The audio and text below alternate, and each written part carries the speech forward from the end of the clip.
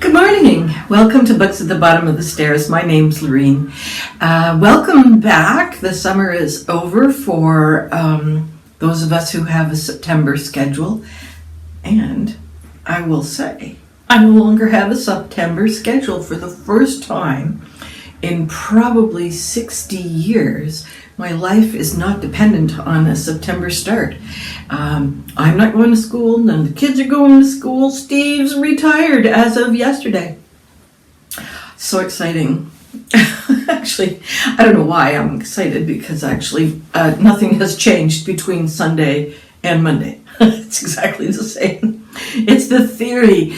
So no, I don't have any kinds of pressures about having to get ready or get school supplies, or, I mean, our kids are long past having to go to school, but the only thing that I even clued into that it was September was I saw a couple of kids going past with backpacks on, and I thought, oh yeah, the first day of school.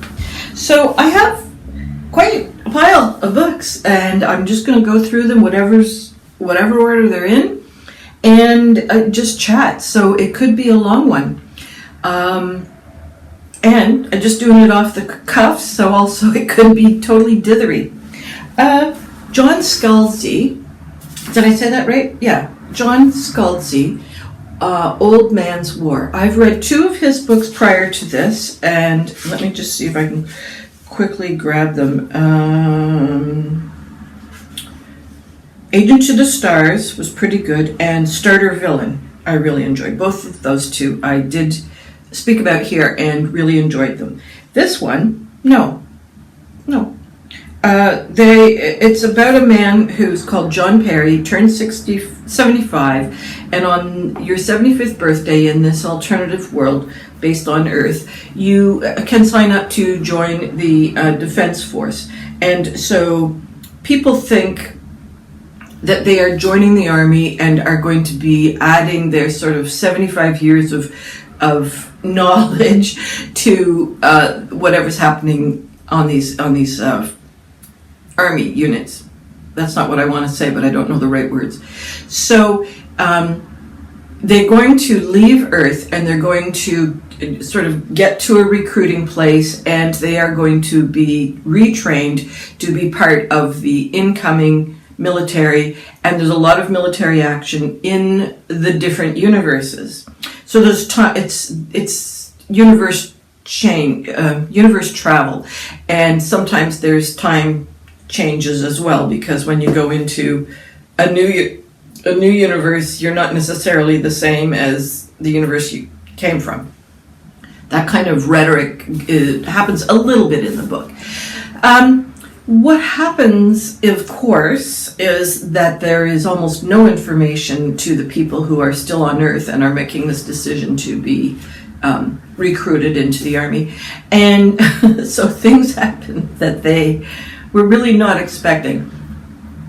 Like, I am a cynic, and I'm thinking, Army, given the forms that they have to fill out and the permissions that they have to give, I'm thinking, shit's gonna happen. So shit happens. And it's kind of funny in the beginning, and he meets up with a bunch of people who are also having shit happen, and they form a friendship group. But as things happen in the military, your friendship group in basic training gets, dispersed based on your abilities and so on. And so this dissipates, and he's with one friend from the group, and this dissipates. But why do they dissipate? I can't tell you without spoiling. But what I didn't like is that once we got to the action, the Army action, it's just battle scene after battle scene, and there is some rhetoric around, why are we soldiers, and who are we protecting, and why are we protecting them, and what about the other guy, and because they're fighting alien species, then there's that whole sort of question from star space things is just they're sentient beings, so where are human rights? Where are sentient rights? And what if the other guy just sees you as a source of food? And so it's really, that part was slightly interesting. But because I'm just not an army battle type of person, it just, I thought there'd be a plot, but really it was just battle scene after battle scene. And there is something that happens with John Perry and he misses his wife, but he's buried his wife, she's back on Earth, but he thinks he sees his wife. So what's that all about? And is he encountering his wife or isn't he encountering his wife? So he's got some personal dilemmas that he's dealing with, but I could not get excited about this book at all. It's the same kind of writing as far as quippy and smart and a bit smart alecky, and he has some really interesting observations about army life. I don't know, Bill Murray did some kind of, I can't remember what the name of the movie was, but sort of Bill Murray kind of movie type commentary is present here, but not overwhelming. But anyways, if you like those kinds of conditions, he is just a very good author. I will go back. This series, it's called the Old Man's War series, and there's six in that series. I'm going to go back to his other books, which are quite different. And he's also got something called the Interdependency Sequence, which has 3. So I think I prefer those. We'll see what happens, but I do like him as an author, just not that one. Okay, Laura Pickle writes, I feel awful, thanks. And this is a graphic novel. It is meant for middle grade. It was one of the Newbery Honor Awards, and we've got a young witch who has certain potion making skills, and she gets hired as a junior person into this corporation, and has a boss who's an oldster, an old-time witch, and he is not too interested in sort of new. What is the word? Like new priorities, I guess, that the company's developing. So they have in the past used like the fur of animals or the gizzards of a turkey or what have you. And so the new priority is no animal harm. So that's one of the things that Joanna, the young witch, is dealing with. So there's got to be a way to create these potions without having to harm animals in any kind of a way. So there's that as one piece. The other piece is that she's left America and she's gone to England to be part of this company, and she's suffering from, I guess you could call it imposter syndrome, if I understand it correctly, where she completely doubts herself at every step along the way, and she's got some microaggressions happening from her boss, who's just I think he's kind of burned out. There's just no joy for him in the job anymore, and he's just, who are you to tell me something new, youngster, that kind of a boss. So as time goes past, her tensions build. She struggles with her roommate. She's never had a roommate before. So she's got all these struggle points, and they start to compound and compress. She gets a boyfriend who, he's a pretty shy guy and doesn't have any experience, so has disrespectful approaches to the relationship that are naive, first-timers. So she's like spiraling down into poor mental health. And it's not a mental health problem that is chemicals. She's not going through first stages of schizophrenia or manic depression or so on. It's more sort of situational and environmental and homesickness and just those kinds of all kinds of pressures. And so she really her friends are doing their best to help her. She tries to find a therapist. The therapist doesn't work. She finds a therapist that does work. It's a really good book about these topics. As an adult reader, I was impatient. She was so whiny. I understand that the messaging is it's interesting to readers of this age group.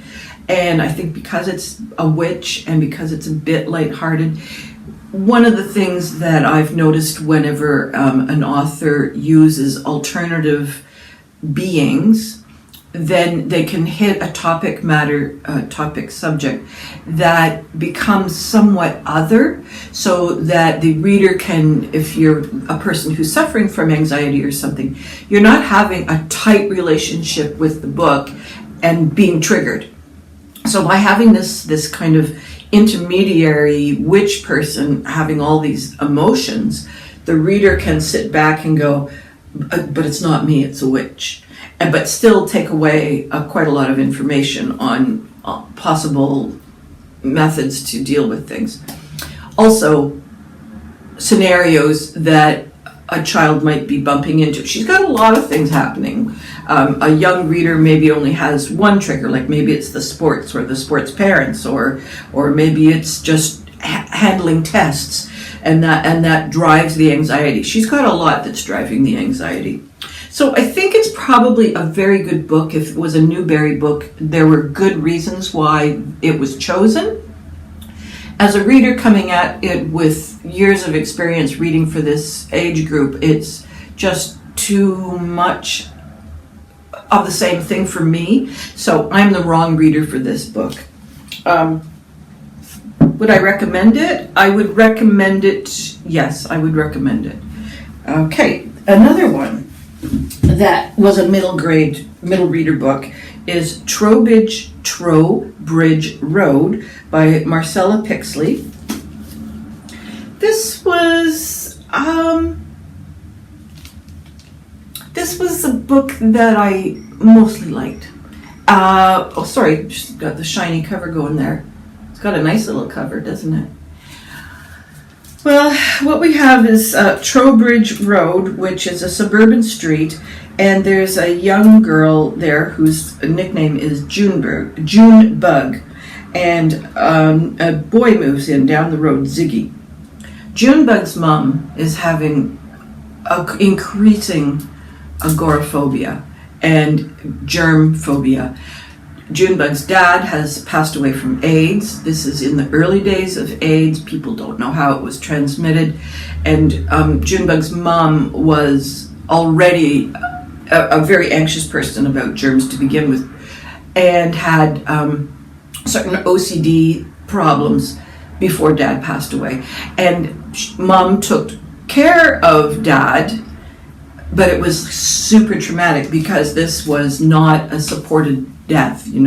She had to do pretty much everything on her own, having no idea about the protocols, how to protect Junebug from the potentials of catching AIDS. So Mom is really having problems. Junebug, still a young girl, she was going to school. Everything was pretty normal for her right up until Dad gets sick. We don't really investigate in any kind of a way why Dad got AIDS, and I'm glad we don't, because it could have been manifest in there's multiple ways that could have happened. And certainly at that juncture, there's no education. He had no idea that he was at risk. So anyhow, Junebug goes out in the summers every day, and then she comes back at dinner, and she basically has to be decontaminated. And some days Mom is more saner about it than others, and it can be really painful physically as well as emotionally for Junebug. And there is a brother-in-law who comes in with food once a week. Mom's not cooking, she's not shopping, and Junebug's getting hungrier and hungrier, and Mom is not eating. It's just a bit of a bad scene. But Ziggy comes on, And Ziggy is with his grandmother up the road, and grandmother and Ziggy's mom have had a clash of wills. Ziggy's mom has made some poor partner choices, and Ziggy is at risk. He's a traumatized child, but I think there's also the possibility of autism. Now, all of this sounds terrible, right? Like, why would you pick this up? Just as I'm explaining it to you, I'm thinking, what is the redeeming quality of this book? It's so nicely written.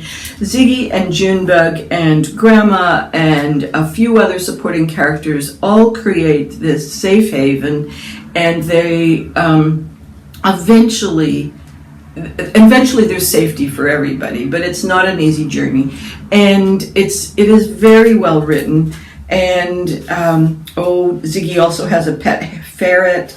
There's a little bit of fantasy from the kids' point of view, is that they use their imagination, and so in their minds they've traveled to another universe where everything is safe, and they create a fort. So that there's like a physically safe place for them, there's an imagination safe place for them, and then eventually there is a safe place for them. She's also written the book Ready to Fall, which is a young adult book, and I think there's 2 others that she's written for young adults, but for some reason they have not included it. I think that's a mistake on publishers' parts to not include other books that the author has written. It might not be in their publishing house, but if it's just a courtesy, really. Who else has, what else has she written? Let me go and read her, even if it is from another publisher. So I'm going to go, when this is all finished, I'm going to go online at the library and see what she's written for young adults, because I think she's a very strong author. I really liked her writing style and her pacing. I liked her selection of characters, and I also liked that the resolution was not syrupy and it wasn't predictable. It was an unexpected solution, and so I was glad for that. Also I might as well just do all the middle reader books first. So I read the second one in the zombie series. This is The Zombie Stone, and this is written by K.G. Campbell. So you can see there, this is, what's his name, Arthur? And this is Clementine. She is his great-great aunt, but she died as a young person, and he had a stone, and it made zombies come to life. So she burst out of the tomb, and so he looks like her brother, and that's all what happened in the first book, and there was other stuff that was happening. So it turns out that his great uncle, who was her brother, but when he was an adult, he ended up with this zombie stone, and he created like a circus act, and these are all the zombies that he reanimated as part of his oddball act. And so they are following the stone, and he can't get rid of them. And he's also got an aunt and 2 cousins who want this stone. I'm not sure why the aunt wants the stone. Her husband has died, and I'm thinking, is she crazy enough to want to make him reanimate that? Ooh, why would you? Ooh. Like, he's going to be a zombie. He's not going to be your husband. Anyways, that might be revealed in book 3. So what we've got here is these 2 are off trying to get the stone that has been sold to an art gallery, and so they have to go from their rural community by boat, a sinking canoe the canoe is swallowed by a white giant albino alligator. And they get rescued, and it's catastrophe and rescue and catastrophe and rescue. And the zombies, this group of zombies, don't show up right away. They show up part way, and they turn out to be part of the solution. And I think it's just charming. It's funny. I didn't laugh out loud, but I smiled through the whole book. I really enjoyed it, and I'm looking forward to book 3. I have it on hold. Luckily, the library's got all 3, and I'm going to kind of miss if Clementine has to go back to being dead. I think I'll miss her because she is. She doesn't know her own strength, so he might get into trouble, and she will do something like, instead of pulling the bad guy away, she doesn't pull him away. She throws him away, and she's like, that was a good thing. Okay, the other one, Windswept. We have got, this is definitely a fantasy. Is it? Yes, definitely fantasy. Windswept by Margie Preus, Preus. And this is the second book that I have written by her. That didn't make any sense. That's the second book that I have read by her. Oh my goodness. I've read The Night Gardener, and I read, what was the other one? The Heart of the Samurai. Heart of the Samurai won a Newbery Award 2 years ago, I'm pretty sure, and that's why I came to this author. I wanted to see what else she had on the ground, and I really enjoyed this. So what we have got is a weird world where there aren't children. They're called youngers, and they're not allowed outside of their homes. And there is this wind that comes in, and it sweeps. If there's a youngster outside at the time of the wind sweeps the youngsters away, and they're never seen again. But in exchange, there are silver leaves left on the ground. And so the adults of the community use this as currency to buy things and trade for things and so on. But they're willing to let these kids go. Well, who's got the kids? Well, that's the adventure. And that is where we've got 4 kids. There's Finn and Tag. That's not her real name, but her real name's Hyacinth. But her older sisters called her Tagalon, so they called her Tag for short. Those 3 sisters have been swept away. And Tag is now 13. It's been 7 years since they were swept away. And she's been invited to go on a trek to try and find out where the siblings have gone. There are 4 others. And there's Boots, who can climb anything. Ant, who will eat anything, which that's important. Wren, who will say anything. And Tag, who doesn't appear to have any talent whatsoever, and they're all led by Finn, and Finn has a dog called, I don't remember the name of the dog's name. Well, it doesn't take very long before the wind comes down and sweeps someone away, and so the remaining group, they've taken refuge in the tree, and we have to figure out who actually sent the wind in the first place. And that's what this journey is about. And one of the things, unfortunately this is taped, but there's a really nice map. Sometimes maps are, this is the other side of the map that's blocked by the front. Sometimes maps are just so rudimentary, but this is a really nice map. And you get to see the journey lines and where things kind of go wrong. So it's just a fun little way to follow along on the story. And it's a standalone book, and the adventure is really good. The characters are very good. The dilemma's good. The question to all of the children is, why do the adults let us go?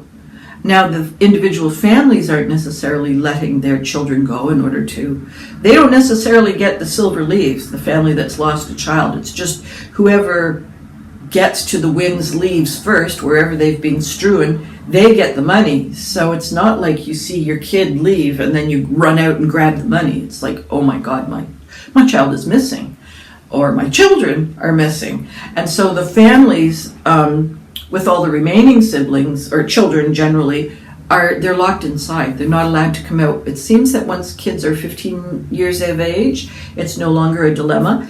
And so the kids are housebound for 15 years basically. And so these four have managed to escape. Their kids will be kids. But fundamentally, why is the rest of the community who don't have children, why are they willing to let this happen?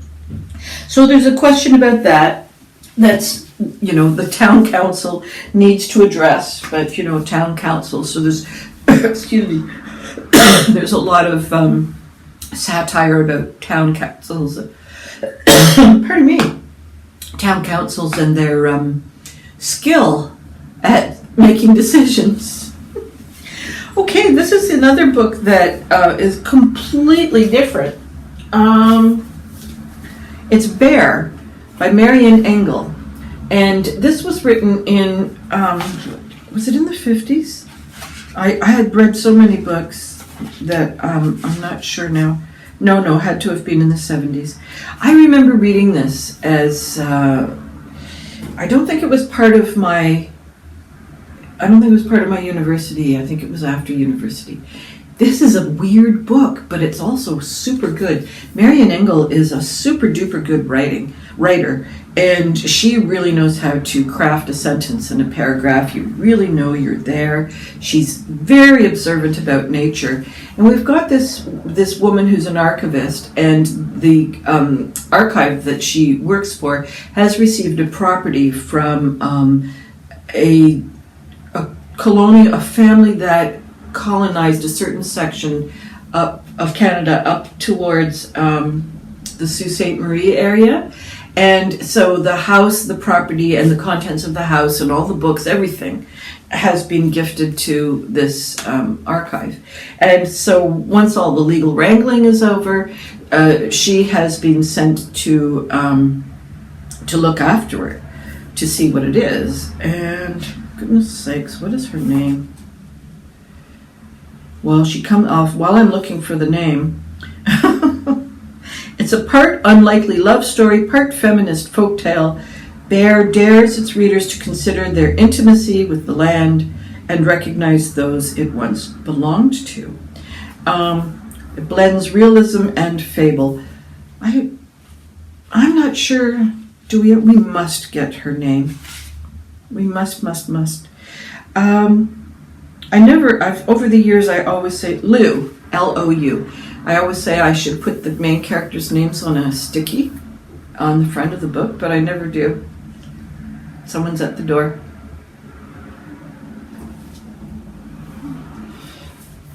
I don't know what she's doing. She looks like she's from Halifax Waterworks or something. So she's gone to this property, and her job is to archive the furniture, the books, and it's pre-computers, it's early cell phones. Yeah, that's right, it's early cell phones. She's also been having this rather callous affair with her director at the archive. They're just callous towards each other. It's just sex. And so they're using each other in that regard, but he has taken one or two more steps in assuming he has the power in the relationship. So that's a theme. But the bigger part of the whole story is that this property comes with a bear. And it took me a while to realize that was a picture of a bear. I just was seeing abstract paint. Bear is just a regular old bear, but Lou creates quite a relationship with Bear. And the original owner of this property, in his books, he's been doing, whenever he came across a piece of information about a bear, whether it was part of a myth that was being told by Aristotle or it was part of a story by Thackeray, he just would write that information as a separate slip and keep it in the book. So he was creating this sort of general collection of bits and pieces of bear knowledge extracted from literature, and it never came to anything, but she's coming across all these little references, and that also makes her really intrigued about the bear. And the bear is really tame, so eventually joins the house, and they eat breakfast together on the back porch. There is a community people there. There's the people who have the marina who bring supplies or help her get sorted out, and she has an interesting tension with them. There's a First Nations lady who likes to come. She's in her 90s. She likes to come and talk to the bear. And what's going to happen? This is only through the course of a summer, and really in the first month, she's more or less finished what she needs to do. So August is quite different. She's more having summer with the bear. So it's very short. If you do shorty Septembers, this is absolutely a great book for you. It's 110 pages. I read it quite quickly, and it's a book that stayed with me all these years. But some books stay with you in fragments. For sure, this stayed with me in fragments. But as I reread it, I thought, oh yeah, okay. So the whole book kind of comes back to me. Now, I bought this one. It's not a library book, so. And Kanata Press, I should say, is it going to do it? It has done a recent publishing series, classic series of other Canadian authors. There's Nishka by Jordan Abel, Half-Breed by Maria Campbell, Island by Alistair MacLeod, Rue, R-U, by Kim Thuy, and Medicine Walk by Richard Wagamasi. So if you look for Kanata Press at your bookstore, you will find the whole series probably. Now the last book I've brought, what is long? I'm getting tuckered. The last book is Jeeves and the Leap of Faith. It's an author, the author has done a lot of nonfiction type collections of information. Let me just see. He's done things like Shots, Food and Drink Miscellany, Shots, Sporting, Gaming and Idling Miscellany, Shots, Almanac. So the author is Ben Schott. And he's also done one called Schadenfreude, which is a play on Schadenfreude, German words for the human condition. What we've got here is Jeeves and Wooster. Yeah, his name's Wooster. No. My goodness, Lorraine. Yeah, it is Wooster. They have been recruited in an earlier book by a sort of secret society that it's not MI5, but it's sort of like that, but it's even more secret, and they are disrupting things that are not good for the British Crown, the British government, and this is happening at high-end places. And so Wooster being he's a high traveling kind of a guy. He's not a lord, but he just seems to know everybody. And Jeeves, who's a butler, who is very much the top drawer kind of best of the best, gentleman's gentleman. And so they have been recruited to go into Oxford and try and solve some insidious spy types of things. And Wooster is continually getting into scrapes, as he does in the other books by P.G. Wodehouse, but this has a bit more of a plot with a beginning, a middle, and an end, whereas the pranks that happen in the Wodehouse stories they're more short stories, and so it's a very tight plot and very anecdote more. Silly event more, and so this has more of a there's a long arc to the story. It's pretty funny. The author has managed to capture Wodehouse's idioms and pacing and colors and observations. It's like a really good plagiarism in a way. I mean, it isn't plagiarism, but he's really captured Wodehouse's voice. We had a talk with our eldest who really enjoys Wodehouse, and they were saying when you get an author who's trying to emulate another author, it's often quite disappointing, and so they don't want to take a chance on this book. I enjoyed it. It was, I knew what I was reading. I guess some people get really exercised every time there's a new Sherlock Holmes main character. Some people get really exercised if there's a new James Bond or Batman kind of a guy. So going into this, it's not Wodehouse writing, and that the two main characters are going to be slightly they're not going to be exactly, which is good, because otherwise you're reading something that's really deeply plagiarized. I was entertained. I was completely entertained. There's another one, it's called an homage to P.G. Wodehouse, but that still doesn't mean he did a damn good job of copying. The other one, sorry, let me just, again, it doesn't have the first, Jeeves and the King of Clubs. So when was this written? This was written in 1988. 2020. So since, I don't know whether there's any more. Did I go online and check? I don't think I went online and checked. No, I did. That's it. There's just the two. So I think that's it for me. It's a long video. I hope you're not pooped. We'll just get back to sort of normal 20-minute videos, and I'm going to have a tiny bit of trouble with the Tuesday schedule just for another week or so, but we should be back to norms fairly quickly if all goes well. I hope all your reading dreams and adventures continue to come true, and I will see you next week. Bye-bye for now.